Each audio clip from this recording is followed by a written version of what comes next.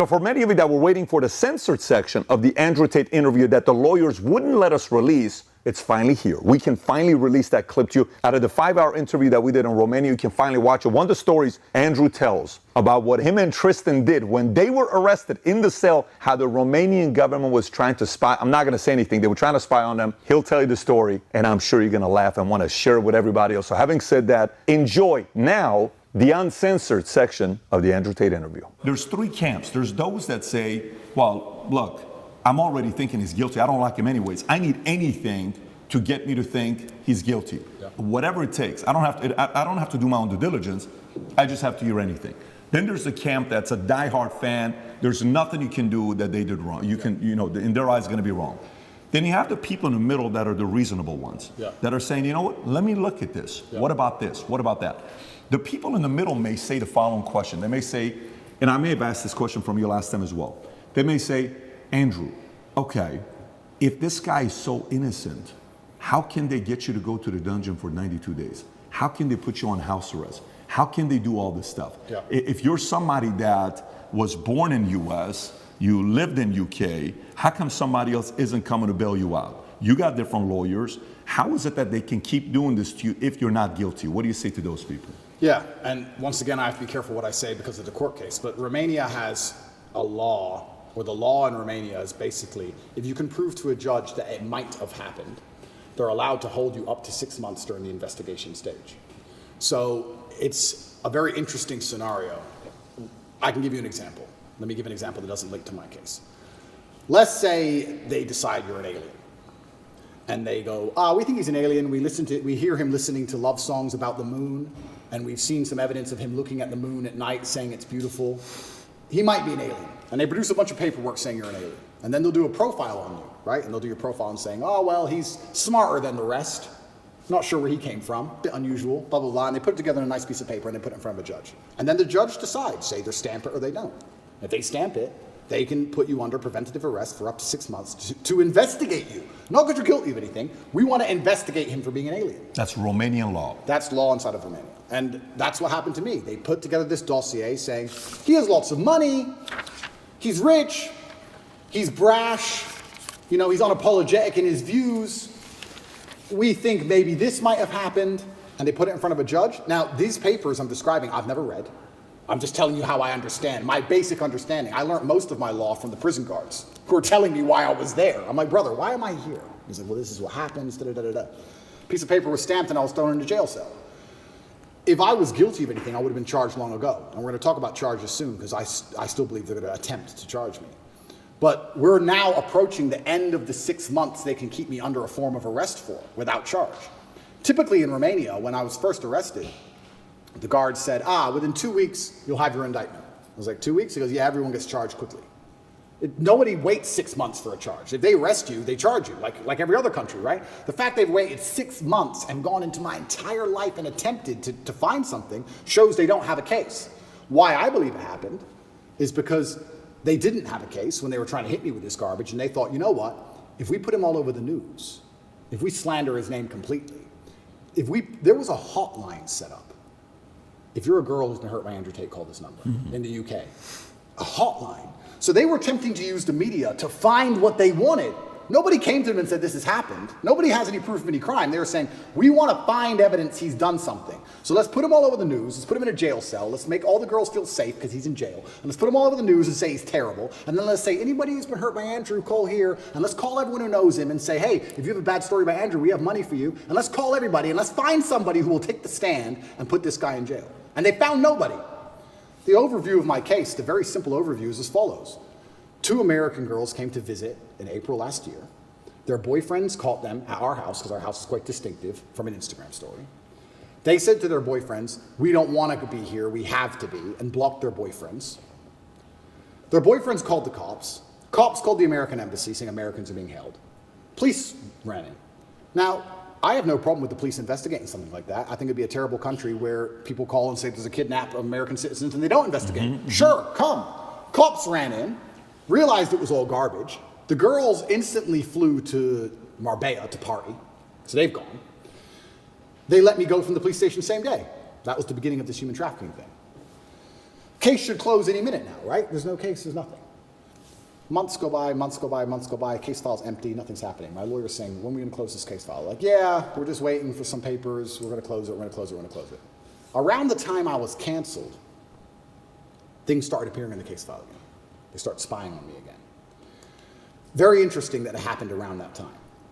I don't know if they understood that I wasn't protected by the political class of the USA. I don't know what happened. They started to build this case, and they spied on me for all of these months, spending millions of euros, spying on me everywhere I went, trying to find evidence of a crime. Eventually, they get to the end of their legal limit to spy on me, and they don't have any crime. They don't have anything. So then what they did is, they took two of my friends who have TikTok accounts, two girls, and said, Andrew's forcing these girls to make TikTok. This is the case. These two girls are the ones on the news saying, we're not victims, this is garbage. And they threw me in jail. That's the case. And they said, he's a human trafficker. Who else is he human trafficked? And they put it all over the news, and they've been trying to find somebody else ever since, and they can't find anybody. That's the case. The two girls who made TikToks. And those girls are on the news saying, we're not victims, we've told the police we're not victims, we've given statements in Andrew's defense, and still they are ignoring it. They threatened to put those girls in jail. So they had to leave Romania. That's the level we're at. And they are trying to find anybody who will take a stand against me. So in my current court case, we have two Americans who lied, the ones who we have the conversations between them saying they're going to get an Oscar for lying to the police. We have the CCTV of them coming and going. We have their Uber records showing they can travel the country freely. We have their phone calls with their mother where they're saying, yeah, he didn't hurt me, and my boyfriend caught me. We have all of it. We have all the evidence. We have those two, and then there's nobody else who could possibly even take the stand. If those two girls even come here to take the stand, which I doubt they would, they've got a brain, because they know they're going to get destroyed. And that's my upcoming legal case. And I'm sitting here going, well, there's surely no chance they're going to win this case. Why would they charge me? And the reason I still believe they're going to charge me is because imagine if they drop it now. Imagine if they just drop it now. We made it up. Oops, we made it up. They'll make a martyr out of me. They'll make a hero of me. How could they charge you, though? Well, they're going to charge me because in Romania there's no legal proof. There's no burden of legal proof to charge. They can charge you with empty pieces of paper. They can charge you whatever they want. A judge decides. So they can charge me with garbage, and they can put together a file of garbage, and they can send it to a judge, and they can make sure they can delay it here, delay it there, and long it out, and make sure a judge doesn't see it for a year and a half while I sit on remand. And then the judge can look at it and go, this is bullshit, and throw it away in a year and a half from now. That's what's going to happen. But why drop it now? If they're out to get me, if they're out to slander my name, if they're out to destroy my life, which is clearly what they're out to do, they're not out to save anybody from anything, they're not out to help anybody with anything, they're out to hurt me, why would they now drop it and let me be free? No, let's keep him for another year and a half locked in his house. Let's keep printing stories for another year and a half that he's a human trafficker. Let's make him go to a trial, and then a judge will throw it out. Because I don't believe, as high level as this Matrix attack is, I still don't believe a Romanian judge is going to put me in jail with the dossiers. I've seen it. It's garbage. I don't think I'm going to end up in jail. But it's just taking years of my life, damaging my influence, having bad things to say about me, keeping me under control, keeping me locked in a house. That's all they want to do. They have no interest in the truth. There's no victims. There's no one to take the stand. You were going to say something. Yeah, follow-ups on that if you want to go there. 6 months, it's 6 months coming up right now. It's coming up Yeah. June 29th, I believe. Correct. Okay, you put out a tweet recently. You said the 6-month time limit is running out. Yeah. Right? There's zero evidence against me unless they invent something against me, right? Yeah. And then you ask a poll. You said if they charge me with an empty bullet and it still takes a year to beat it and allows them to save face, they're hoping that the world will basically forget about all this. Yeah. What do you think they will do? And you gave people 3 options. Option 1, let me go. Option 2, charge me with no evidence. Option 3, invent and frame attempt. The results were 38% let me go, Yep. right? 35% invent and frame attempt. And option 2, in third place, charge me with no evidence, 27%. So 38%, 35%, 27%. So basically, it's pretty even. So what do you think is going to happen here? The 38% of people who think they're going to let me go, I think are extremely naive. You don't make a song and dance this big and let the guy win. You can't make a song and dance this big and let me walk out as a hero. They didn't do this to make me a hero, because that's what they've done. They've martyred me, right? I'm more famous and more respected than I've ever been, because all they've done is prove everything I've ever said about the Matrix is true. I was crazy before this, right? There's a degree of people who said, I like Tate, he says some smart things, but the Matrix, they're not after him. He's got delusions of grandeur. He thinks he's more important than he is. Then they proved me completely right. So they've solidified my fan base and given me millions and millions of more fans. They didn't do this to make me better. or make me more influential. They didn't do this to put me in a better position. They did this to do the absolute opposite. So they're sitting there and realize that their attempt has failed. So you have to double down. If you start bluffing in poker and the guy calls your bluff, you just bluff. You have to put some more money on the table. You can't lose now. Yeah. If you lose now, the game's over. They're in too deep. They're in too deep. They made an international song and dance, and they intended to make an international song and dance, and they took a gamble, and the gamble was simple. He's famous. He has enough sexual history.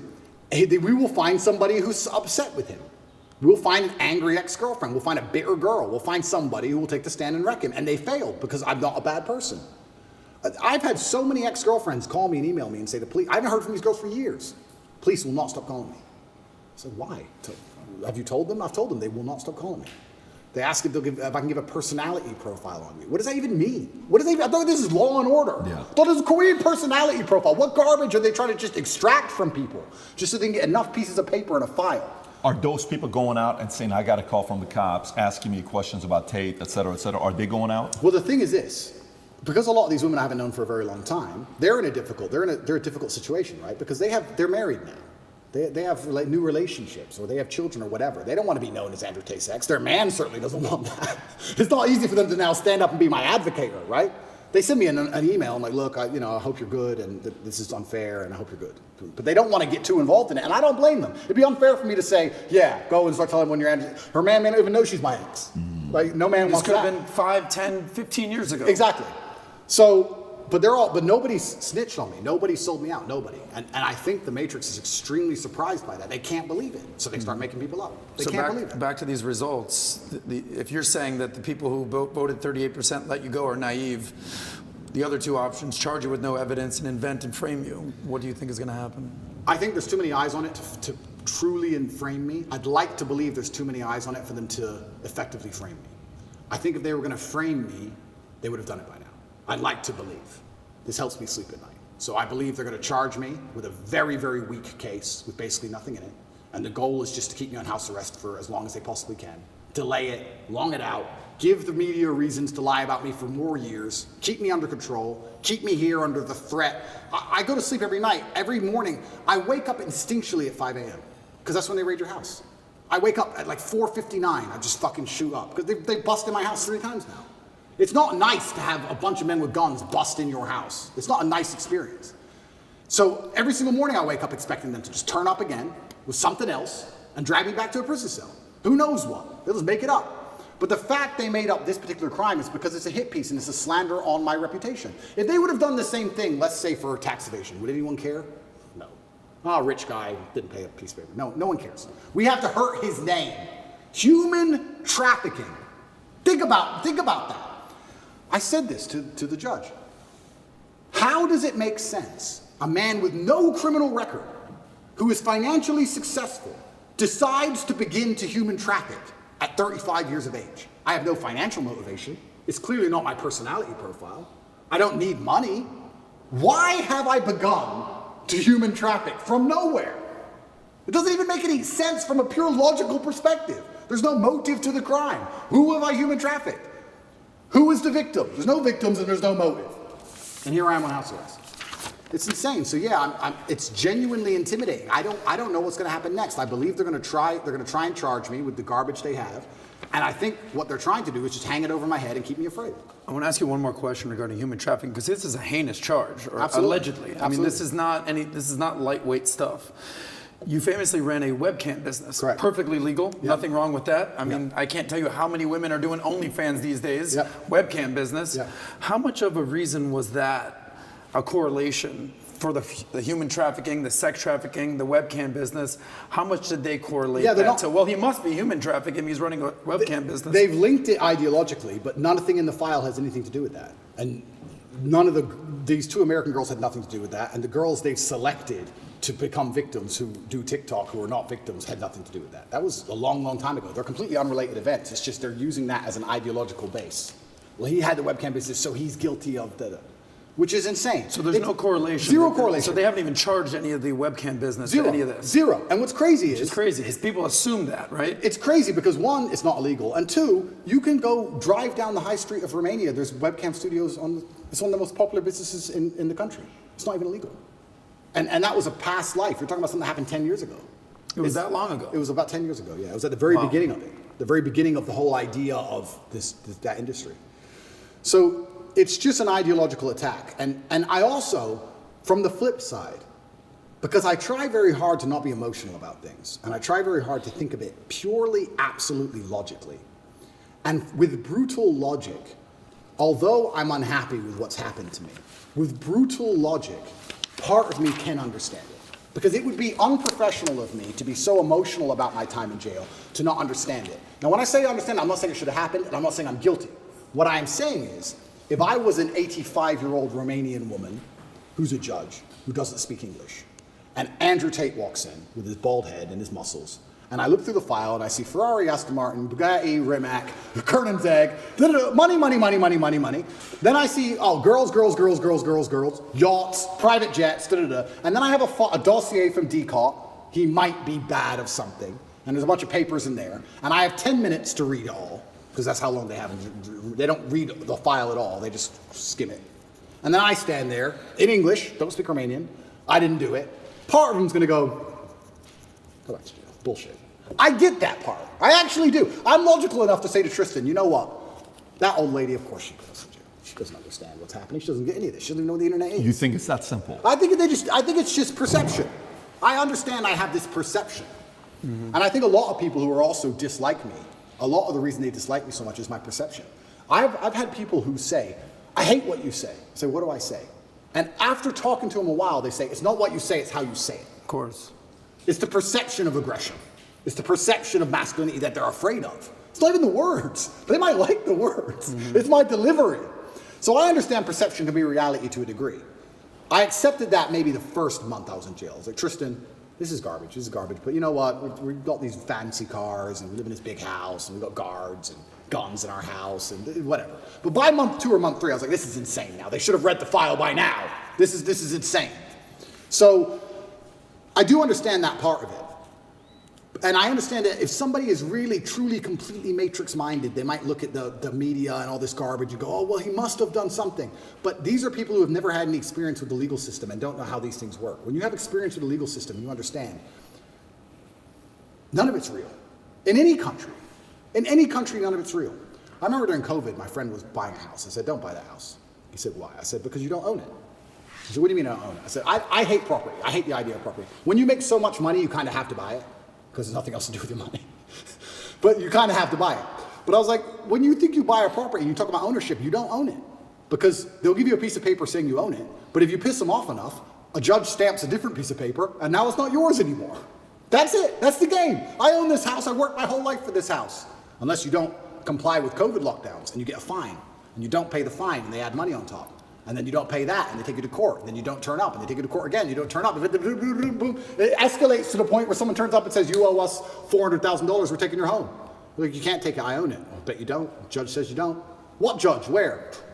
Mary Swanson from Dumb and Dumber. Boom.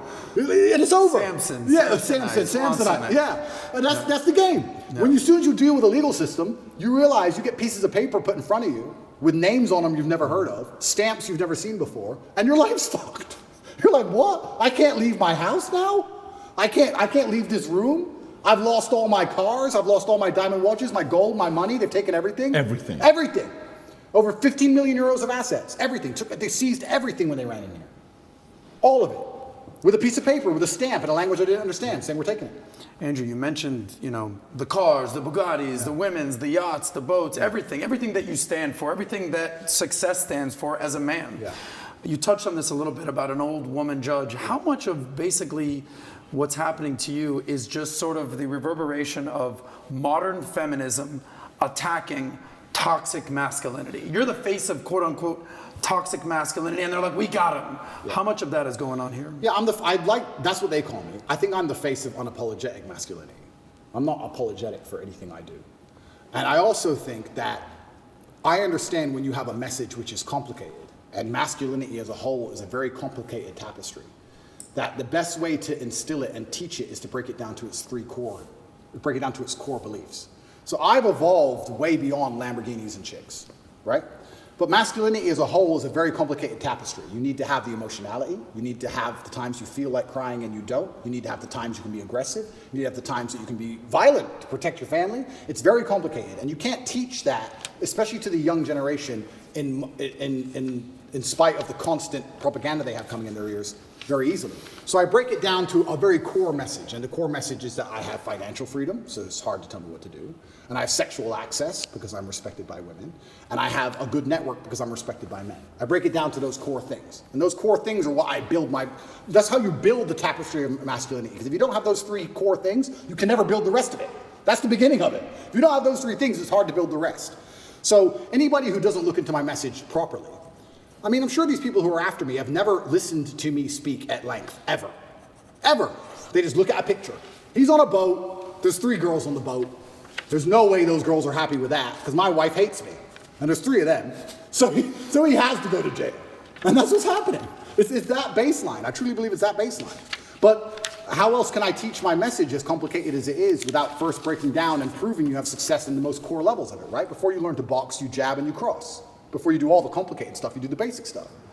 So a lot of it is people looking at my message, not understanding how detailed it is, not understanding how positive it is, looking at the baseline instincts which I teach and which I use to advertise my success as a whole to people to show and say, look, I clearly know what I'm talking about to a degree because I have things that you want. And you're a man, so you can't tell me you don't want them. Every man wants this. Every man wants one of these. And they take all this and they try and weaponize it and use it against me. And you're right. It's feminism as a whole that has this idea that if a man is a man, unapologetically, and he doesn't apologize for being a man, that he's a bad person. Which we've discussed at length, and I've discussed a bunch of times, but it's truly the most crazy thing about all of this is when shit hits the fan, it's exactly the kind of men they hate that they want. Every single time. Every single time. You can go out to a bar in America and you can stand there and argue with a feminist and argue with her to the end of time. And if someone ran in there with a gun, she would say, hey, you go. You're the misogynist. You go protect me. The feminist guy who was on my team, I don't want him to go. I want you to go, please. We don't want Dylan Mulvaney on the front lines. Of course not. And it's hypocritical. And it's hypocritical, and it's done on purpose. It's purported by the Matrix. It's done to attack the baseline masculinity of men because they don't want men to be masculine. Because when you're masculine, you say no to things. Did they ever try to, and by the way, I don't see this working effectively at all, but did they at all try to come in between you and Tristan, or you and the 2 girls, or the 2 of you and them? Was there any manipulation and divisiveness going on there? 100%. They tried with the girls especially. With me and Tristan, they didn't try very hard. But with the girls, they tried to put pressure on them to say things that weren't true. And, but the girls are honest, and they told the truth. And they said, we're going to tell the truth, we're not going to lie. The girls could have got out of jail any time if they sold us out, but they didn't. Respect to them, Yeah, because my concern was more there. Oh, absolutely. Right. But they didn't. And they knew that we were telling the truth, and obviously I love them. I've known them for a very long time, and we're all basically family. And they were like, no, we're not going to lie. We're going to sit here and tell you the truth and tell you that the boys haven't done anything, we haven't done anything. Did these girls work for you? What was your relationship with these 2 girls? This is what's insane. Georgiana's my personal assistant. She literally books flights and organizes my gardener. She's my PA.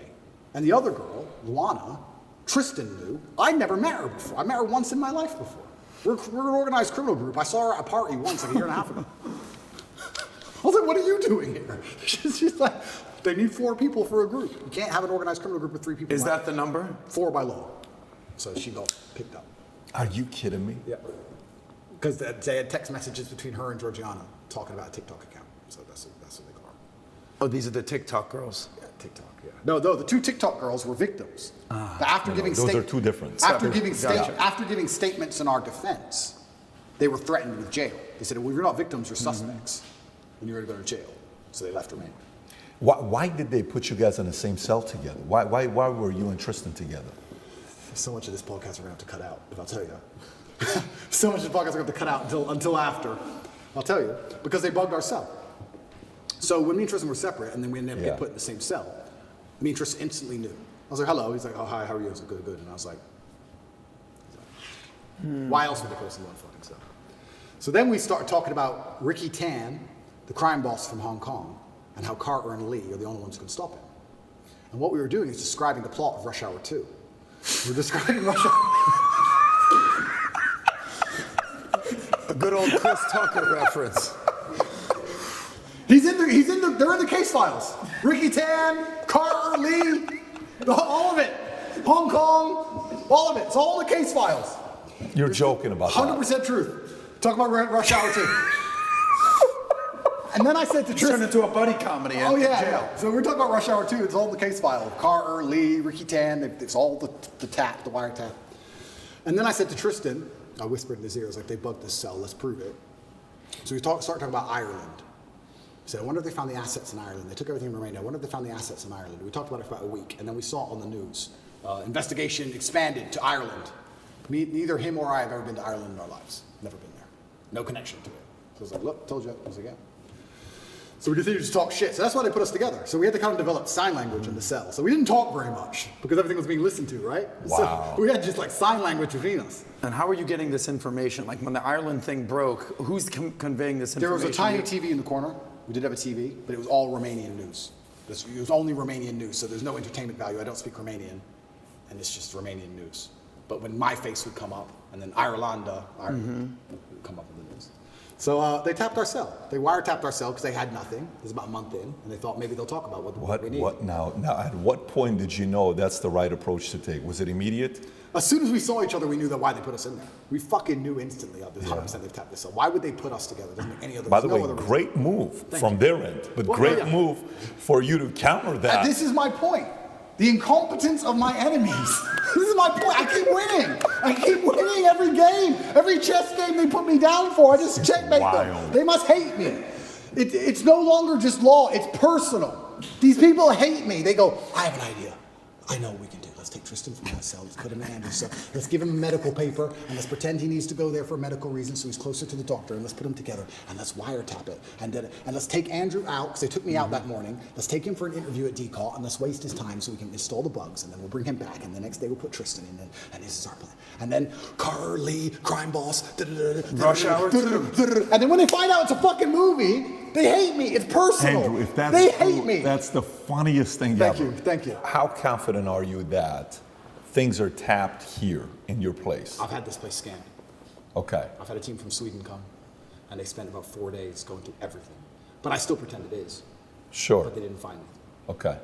But I It still took them pretend 4 it is. days to scan the entire 4 place. days, everything. Now, why would they not wiretap this place? Or why would they not put stuff in this place? Because their spying limit by law was exceeded during the early, there's a law of how long they can spy on you in Romania. So they spied on me for X amount of months, I think it's 4 or 5 months, until they raise a criminal complaint against you. Then they cheated because they stopped spying on me and spied on Tristan. Same thing. And they did each person in the house, you see? And now there's no one, they can't spy on us by law anymore. Anything they find, we can now go to the European Court of Human Rights and use against them. So they can't do it.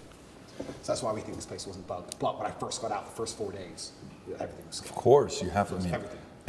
And you almost have to even think and assume that maybe when BBC came, did you have guys like watching every move they were making? You had to almost put like one-on-one, right? Somebody's watching everything they're doing. Everything. You have to do it, right? You can't be. You have to be overly paranoid and skeptical with these If they guys. want to hear about, Ricky Tang's crime lord, if they want to hear more about the crime syndicate in Hong Kong, I can tell them all about it because Carter and Lee is going to get it under control. Let me ask a question about this. I love what you said, especially, number one, you're a wordsmith, you're a linguist, no doubt. I mean, I don't know English yet, bro. I'm practicing. You're still working on I'm your practicing. English. You've got the kickboxing belts all up over here. I would argue, I've never seen you fight, but I would argue that your linguistic skills are better than your fighting skills. I'll let you judge that. I'll take that. I totally agree with you that the way that you speak to a man is way different than the way you talk to a woman. Yeah. You can tell a guy, you're a loser, get your fat ass in the gym, and a guy would be receptive to that. So I can't tell you how many men come up to Pat, dude, what was Andrew Tate like? What was Tate like? Tell me about Tate. Tell me a Tate story. Dude, that guy's so cool, he's such a badass. And I'm sure you've seen the women that react to your videos, fuck you, Andrew Tate. You've seen these. But when you sit around these women and you go to podcasts with these women, by the end of the podcast, these women love you. Yeah, they're all nice to me. So what I want you to do is sell the women for a second, because it's easy to sell the men. Like for instance, I had a girl one time, took her out on a date, great time, dinner, this, that, the other, treated her royally. That night she says, I had such a great night, look forward to seeing you again, yada, yada, yada. The next day I wake up, the first text I get from her is, so you fuck with Tate? I'm like, what are you talking about? can't believe you would associate with such a guy. I'm like, what? I look at you totally differently. I said, what are you talking about? Yeah. I treated you nicely, I treated you royally. Yeah. You had a great time. 99% of men, I don't think I'm being bombastic here, totally appreciate what you're saying. Yep. I think you said 40% of your audience is women. Yep. What can you do to win over the 60% of women who are like, fuck Tate, sell me on that? Well, you know what's interesting? I would argue it's far less than 60%. In my experience, I've yet to meet a female who doesn't like me, ever. Maybe they say they don't like me on the internet, but when I meet them, everybody is nice to me. I've never had a single woman come up to me and say, you say bad things about women, ever. I think that men and women have very different mental models because if we reference back to what we said earlier about testosterone, in general, women are not capable of combat, so they're more likely to accept an idea or an ideal because they can't fight and resist that idea. Think about it, right? If a woman joins a new clan or a new tribe or a new society, she can't resist the ideas of that society very easily because she hasn't got the physical capability to combat, to fight. So she has to more likely assimilate. And I think that we even evolved for this to happen. I think when a woman went into another tribe, they evolved it. I think even if you look at World War II, by the end, after 3 years of German occupation, all the French women were the German soldiers. They literally killed your husband. But you just assimilate with the new power structures, right? So women to a degree, and this is not misogynistic, this is just, obviously exceptions do exist. This is just a generalized point. Women, to a degree, are more likely to go along with the flow, the ebbs and flows of the ideas they are told, because they're less likely to combat them and fight against them. And you'll see this especially in women who say they're reborn, or women who say, oh, I'm religious now, or I regret what I did when I was young. Why'd you do it? Oh, everyone was doing it, peer pressure, music videos, I was told that's how I was supposed to act. They just went with the flow. So I think that, especially when it comes to dating and women in the world today, I think that there's two major influences on a female's mind, and one of them is society, the matrix as a whole, and the second one is the man she's dating.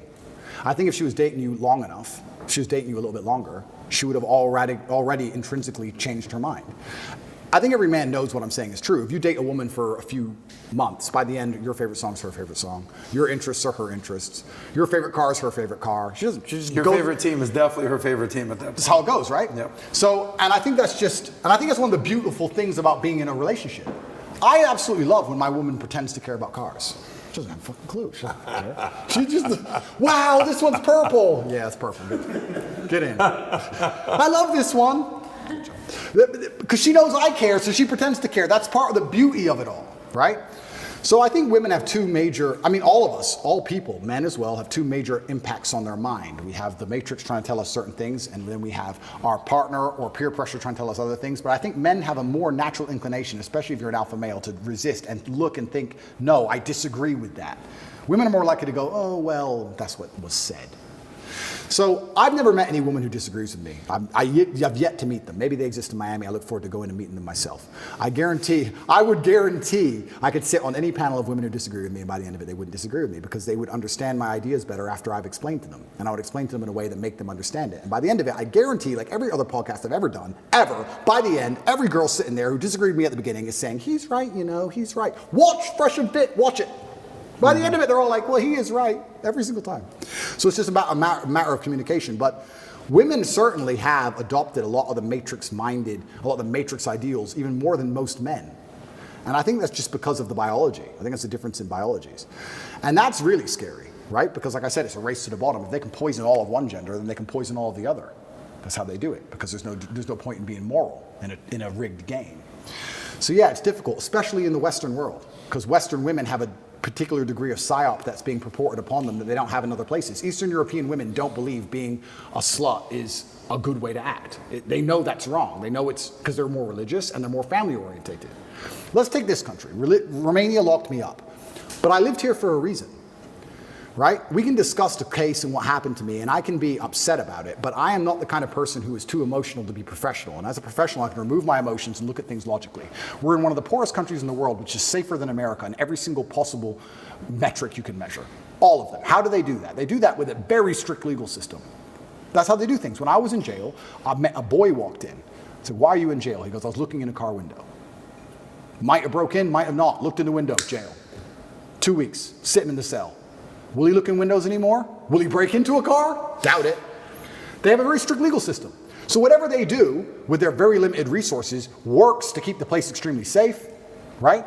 Another reason I lived here is because it's extremely religious, one of the most Christian countries in the world. Another reason I lived here is because family values are so strong. I've been on dates with 26-year-old women who had to be home at 10 o'clock because their dad said so. I've been on dates with 27-year-old women who said, I can't go to that restaurant, people might see me, we're not married, I can't be seen with you there. All that exists here still. They don't have the matrix-minded propaganda yet, which is instilled inside of Western women, which make them believe that somehow acting in a degenerate fashion is going to lead to anything but unhappiness. And most women who have lived degenerately, if you speak to them on a long enough time frame, it may take them a while, but as they grow older, they always say, I wish I didn't do that, in the end. Because all of us are born with a baseline morality, and we all know what's truly good and what's truly bad. So the Western woman is under a hard psyop. And this is another thing, if you're a man and you have a relationship and you're in the Western world, I would understand that there are two forces at play for her mind. There's your influence, and if you truly love her, you want the best for her, and to make her the best self, she has to be her best self for you because you're a team, and you have the matrix telling her to ignore everything you've ever said, and everything you say is misogynistic and evil and wrong because you have any kind of standards. So I know I'm going to get canceled and they're all going to say bad things about me. If I walked in and my girlfriend was watching Sex and the City, I'd say turn that off. Why? Because it's garbage. It's garbage that's bad for your mind. There's unlimited things you can watch. You're not watching that. Now, I've never had that problem, but that's what I would say. And if she refused, I'd say, well, you're not watching that in my house. I'm not mad at you, but I want you to go home. I don't want you watching this stuff. It's bad. It's poison. What should I watch instead? Watch about Stalingrad. How much do you know about Stalingrad? What's Stalingrad? Oh, what's Stalingrad? 200,000 men froze to death in the city in 1948. 1943, and you don't even know what happened for your freedom. Men were out there freezing to death with no food to eat, encircled. For your freedom, you don't even know about it. You don't even have enough respect to learn about it, and you're busy watching Samantha? Fuck Samantha, she ain't real. This is real. Men went and died for real. They were sitting in Stalingrad. You're the Germans, you attacked Stalingrad. You have nearly all of the city, but maybe 2% of it. Zhukov counterattacks, encircles you, and they're blasting from speakers for months as you starve to death. You are here to die. You will never see Germany again. You are going to die here. Paulus, the commander, kept asking Hitler, can I make a breakout? Can I leave? Hitler said, no, fight to the last bullet. You're there to die. The Russians know it, you know it. You have no food, you're freezing to death. And you're sitting there for your ideological cause, and the women of today don't even bother to read the Wikipedia page. They're busy. Samantha's on. No, you don't have time for Sex in the City. You can learn a lot about sacrifice. We'll learn about female sacrifice and masculine sacrifice. But I'm telling you that's not going to be out of my house because you don't know enough about Stalingrad. When you know everything about Stalingrad and HMS Hood and the Bismarck, when you have World War II and World War I completely memorized and you know more than me, you can watch fucking Sex in the City. But until then, you have more important things to learn. That's my creed. That's my house. That's the kind of woman I want. And when I say this, there's women out there who go, you're crazy, they're going to attack me on the internet. But tell you what, I've never had a woman I'm with ever disagree with me. Ever. She's like, okay. And then we'll sit there and we'll watch a documentary on Stalingrad and she'll go, you know, it's crazy what men go through. We don't even think about this. It's like, yeah, you're right. You don't think about the fact that right now, as we speak, 5 hours drive away in Ukraine, there are men dying in a ditch because they are not allowed to leave the country by law, and all the women have moved to Warsaw. And they're sitting in safety. And every single military-age man is dying in the mud. Who gives a shit? Nobody. Who cares? No one. The women probably have new men by now. It's hard being a man.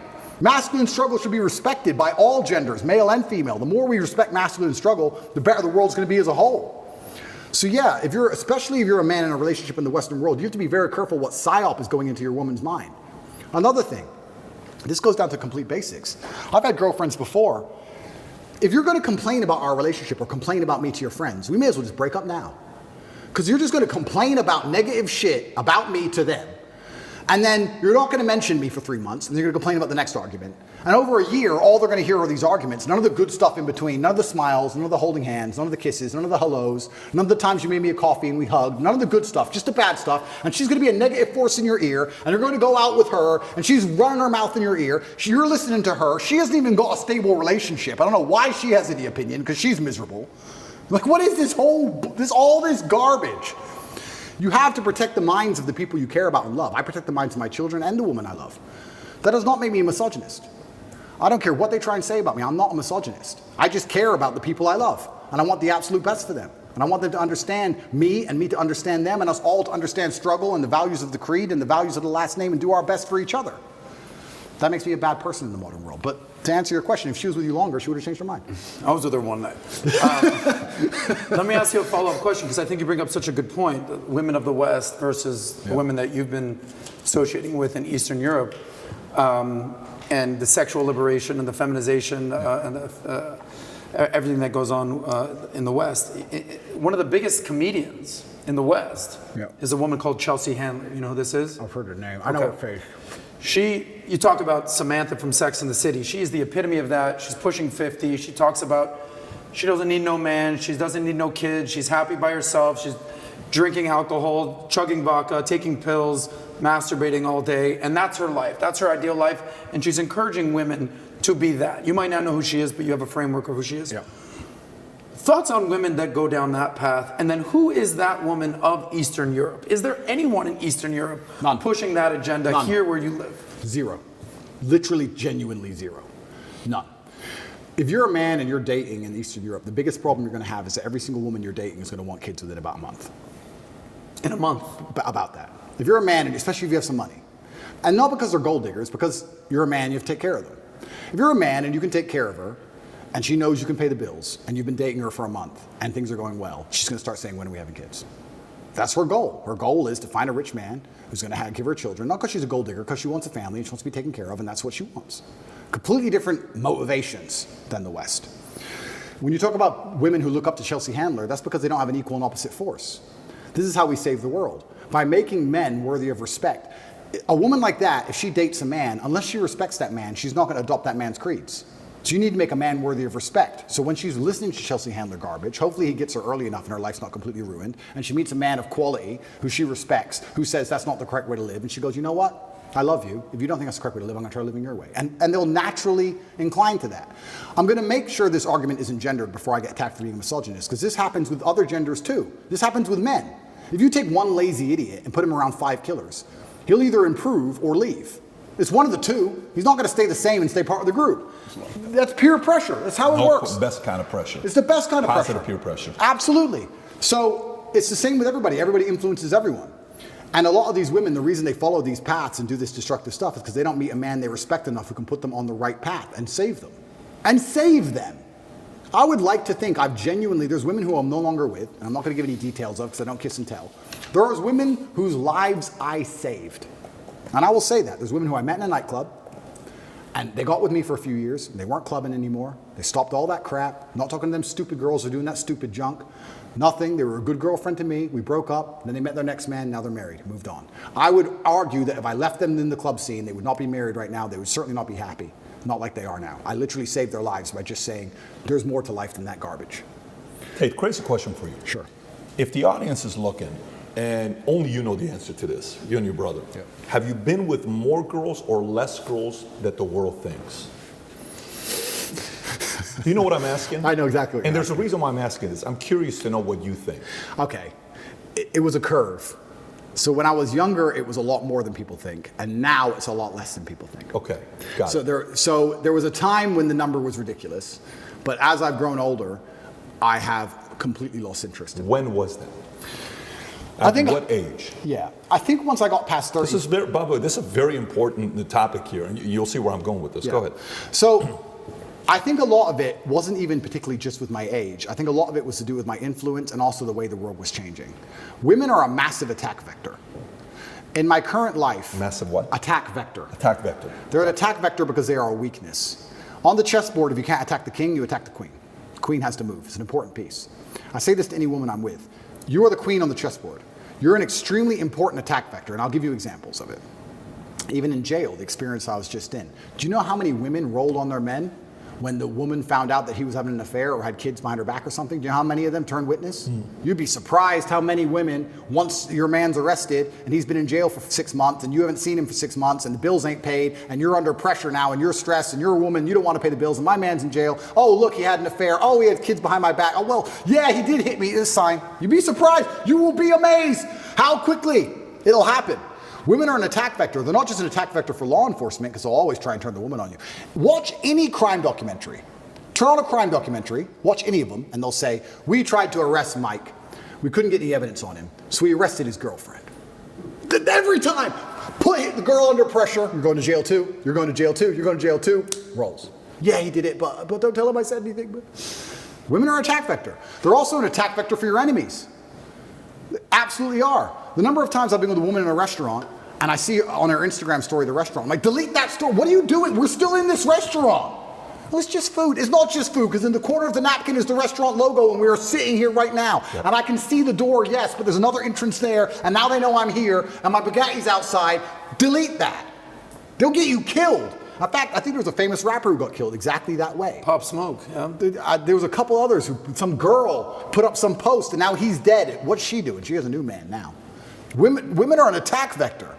So now as my influence increased, I realized that I can't be around women who don't understand that I'm not paranoid. I just have very set rules of action. Very set, strict. You don't put up a story when we're in the same place. You don't ever reply to a message from someone who's unsolicited. You don't. It's not because I'm crazy. It's because law enforcement's trying to get to you. Who knows what this guy's trying to get to you? I have enemies. I have plenty of people who know I have money. I don't want people messaging you. They're not going to message me and say, where are you? I'm not dumb. They're going to message some chick. Hey, we're doing this modeling influencing. Just wondering what city you're in.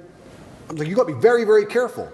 So now, especially with that in mind, I don't have time to just be negotiating or talking to just random chicks. I don't do it because it's going to end up either putting me in jail or get me killed. So as that increased, I've been far more selective with the women I spend time with.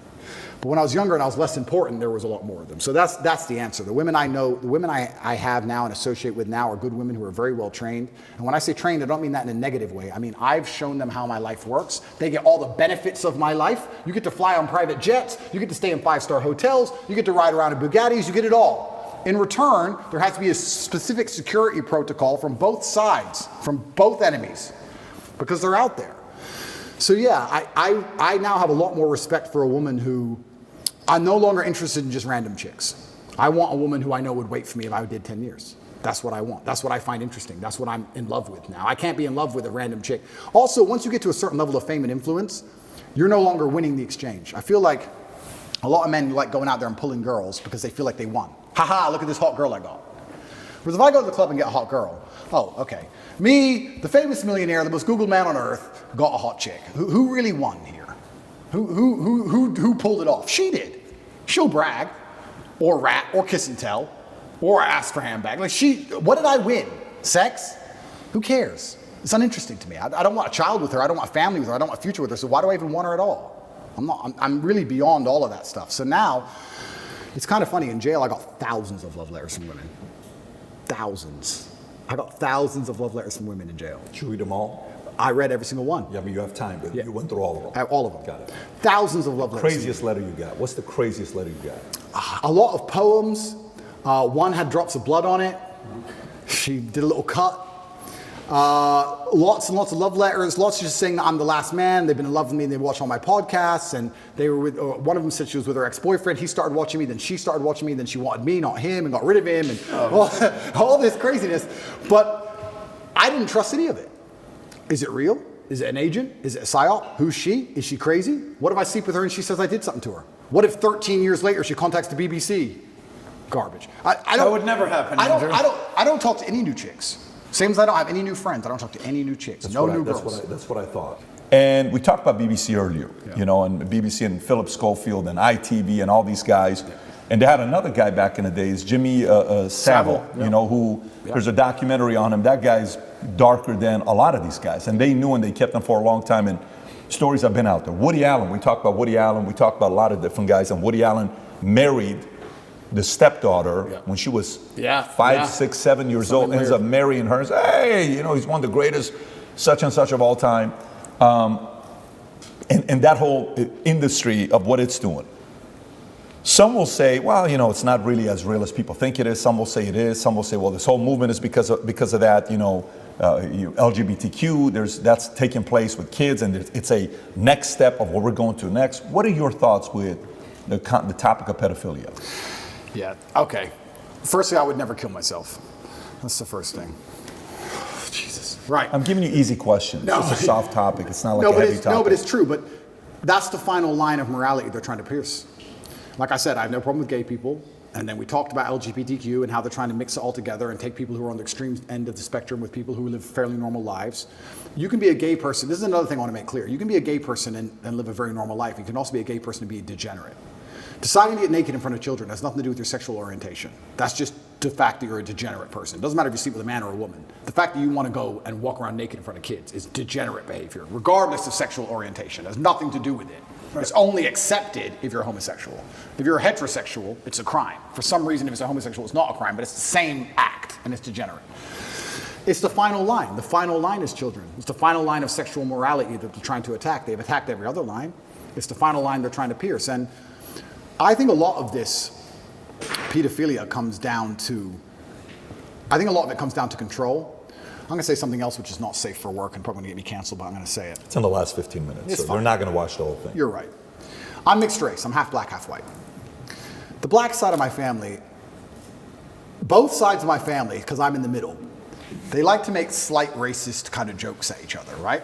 The white side of my family are like, how many are in jail? This. And the black side of my family are like, have you ever seen a black pedophile? I ain't seen a black pedophile. You ever seen a black pedophile? And I'm like, that's a good point. And I said to my cousin, who's black, I said, why is there no black pedophilia? He goes, well, because, we got game. Women like us, we can control women, but you white boys, you have no game, so you need to get to control another way. And I sat there and goes, well, I sat there and I thought, okay, these aren't my words. Anyway, I sat there and I thought, well, obviously you're joking, but there's a degree of perhaps merit to that. I think that a lot of the attraction to this bullshit is to feel powerful. I think if you have a masculine frame and women respect you, you have no desire to go get something innocent and completely control it because you have enough control, enough frame in your relationship to feel like a man and things are good and things are happy.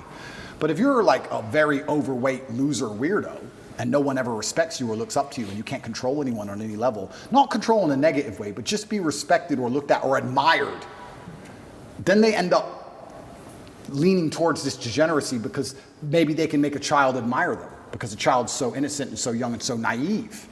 I think that's where a lot of it comes from, which means that a lot of this pedophilia and stuff is actually enacted by beta males. A lot of it's enacted by these liberals and psychos and feminists. Have you noticed all these male feminists online end up getting arrested for sexual crimes? Have you not noticed it?